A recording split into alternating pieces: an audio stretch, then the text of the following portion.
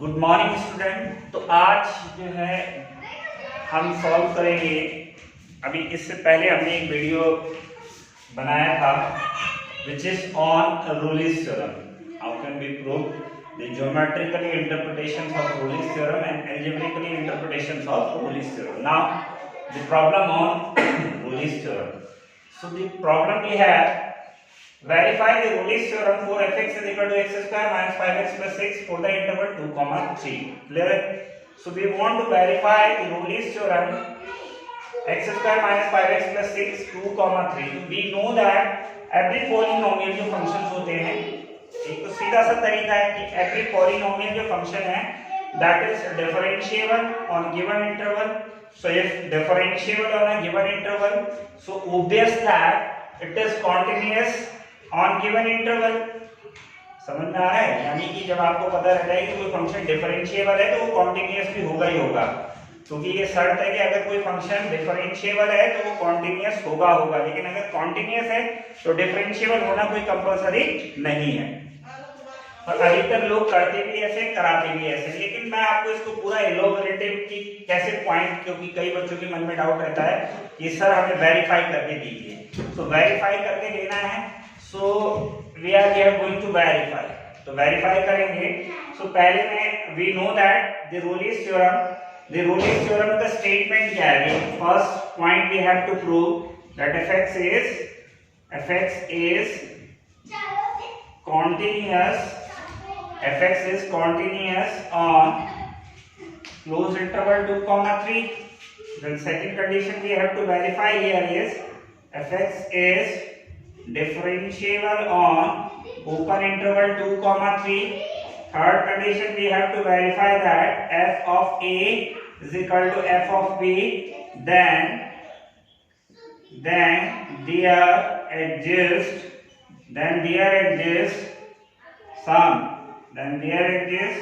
some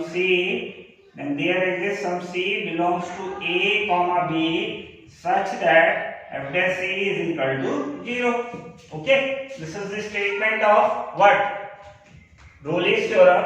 On behalf of this question मैंने इसका statement बना दिया क्योंकि इंटरवल बदला है। बाकी तो ये कंडीशन तो आपको पता ही है कि फंक्शन का कॉन्टिन्यूअस होता है a, b, तो a, b की जगह यहाँ क्या है 2, 3 दे रखे हैं। फिर फंक्शन का डिफरेंशिएबल होना चाहिए ओपन इंटरवल में। फिर f और f भी आपस में बराबर होने चाहिए। फिर किसी पॉइंट c के लिए क्या होना चाहिए? f dash c 0। और वो जो पॉइंट c है वो लाइज करना चाहिए किसके बीच में? a और b के बीच में लाइज करना चाहिए। ठीक है, तो देखिए हम वेरीफाई करते हैं fx इज कंटीन्यूअस ऑन 2, 3। इसका मतलब समझे आप? इसका मतलब है कि जो फंक्शन x अगर कोई वैल्यू है, मान लीजिए कोई c कोई वैल्यू लेते हैं आप, तो ये जो c है ये 2 और 3, मतलब समझ रहे? ये है इसका मतलब c की वैल्यू 2 से स्टार्ट होकर 3 तक है और इसके बीच की सारी वैल्यू कवर है। इसका मतलब क्या है? इसका मतलब है c 2 से बड़ा है लेकिन 3 से छोटा है। ये है इसका मतलब। तो भाई इतना पॉसिबल है क्या? इतने सारे पॉइंट पे चेक करोगे, मान लो डाउट है आप चेक कर रहे हैं 2 पे भी चेक कर रहे हो, 2.1 पे भी, 2.2 पे, 2.9 पे, 3 पर नहीं, इतना नहीं चेक करना है। आप क्या करेंगे? रैंडमली एक पॉइंट, ये जो c है ये रिप्रेजेंटेशन कर रहा है पूरी वैल्यू का, 2, 3 का रिप्रेजेंटेशन कर रहा है, तो मैं c पे चेक करता हूँ। So at x is equal to c, at x is equal to c पर चेक करता हूँ continuity। So we know that continuity, तो पहले आप क्या करेंगे? लेफ्ट हैंड लिमिट चेक करेंगे। तो left hand limit put x tends to what? That is c minus h। Left hand limit के लिए क्या होता है? c minus h, that is x square minus 5x plus c। Okay, so therefore limit h tends to 0, c minus h का whole square 5c minus h plus 6। Okay guys, so h 0 रख देंगे तो ये आ जाएगा c square minus 5c plus 6 here। Okay, this is left hand limit. Then right hand limit, if you are going to check right hand limit, so limit x tends to that is c plus h this time। Okay, function क्या है? x square minus 5x plus 6। so therefore limit h tends to 0, c plus h का whole square minus 5 c plus h plus 6। okay, now h is equal to 0, so this is c square minus 5c plus 6। so c square minus 5c plus 6, c square minus 5c. Now we know that the function is continuous when left hand limit is equal to right hand limit is equal to value of the function. So therefore f of c is equal to c square minus 5c plus 6. So left hand limit is equal to right hand limit is equal to value of the functions. So left hand limit is equal to right hand limit is equal to f of c is equal to c square minus 5c plus 6. So function is continuous at x is equal to c. Clear guys? Now we are going to check fx is differentiable on open interval 2, 3. Then again we are going to check कि फिर वो एक arbitrary c के लिए check करते हैं कि differentiable है कि नहीं है. सो किस पे चेक करो मैं at x is equal to c पर. ओके सो पहले मैं चेक करूंगा left hand derivative. So for left hand derivative we know that what you know that limit x tends to c minus h, this is fx minus fc upon x minus c. So therefore limit h tends to 0 fc minus h minus fc. This c is a particular point on which we are going to check the differentiability of a function. So therefore this is ये कितना हो जाएगा c minus h minus c से c cancel हो जाएगा. So limit h tends to 0 fc minus h function में रखेंगे आप. So that is c minus h का whole square and this is 5 c minus h plus 6 okay and then minus fc. So minus fc means इसमें x के लिए c रख देंगे तो ये हो जाएगा सीधा माइनस अंदर ये चलो रहने दो पहले लिखो c square minus 5c plus 6 ठीक upon you have minus h. So therefore you have limit h tends to 0 इसका स्क्वायर खोलेंगे तो c square plus h square minus 2ch minus 5c plus 5h plus 6 this is ये minus कर देंगे अंदर. So minus c square plus 5c minus 6 upon minus h. Okay guys, c square is now cancelled with c square, this 6 is cancelled with 6, 5c is cancelled with 5c. So now what you have left, limit h tends to 0 and then you have this is h square minus 2ch and then plus 5h okay, c square plus h square minus 5c plus 5h then c square okay 5h. So this is we have 5h upon minus h you have. Okay, so now h common ले लेंगे तो limit h tends to 0. If you are going to take h common then h minus 2c plus 5 upon this is you have minus h से h cancel हो जाएगा. Now apply the limit 0 लगाएंगे तो ये आ जाएगा 0 and this is ये कितना हो जाएगा ये आ जाएगा आपके पास 0 minus 2c plus 5 upon minus 1. So that is 2c minus 5 कितना हो जाएगा 2c minus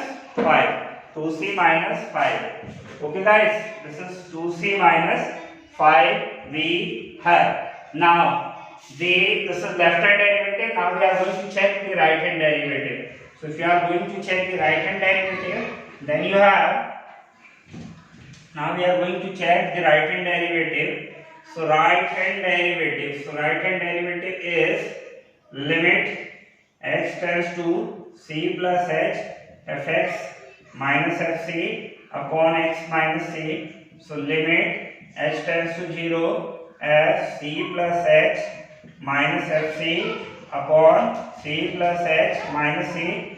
So therefore you have limit h tends to 0 fc plus h. So therefore c plus h का whole square fc plus h and this is plus 6 okay and minus fc.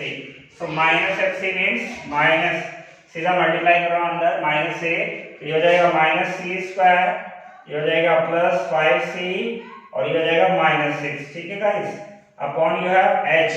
So therefore limit h tends to 0 c square plus h square plus 2ch minus 5c minus 5h plus 6 minus 6 square 5c minus 6 से 6 cancel, c square से c square, 5c से 5c upon h you have, okay, limit h tends to 0 and the rest of term you have, we are going to take h common from them, so therefore h, this is 2c and this is minus 5 you have, okay, upon h you have, h से h cancel हो जाएगा, so going to apply the limit, so then you have 2c minus 5, this is 2c minus 5, this is 2c minus 5, so what we can conclude from here, we can conclude that left hand derivative is equal to right hand derivative, so we can conclude that left hand derivative is equal to right hand derivative and which equal to both equal to 2c minus 5, so we can say that function is differentiable with in 2, 3 के अंदर जो है function जो है differentiable भी है, okay.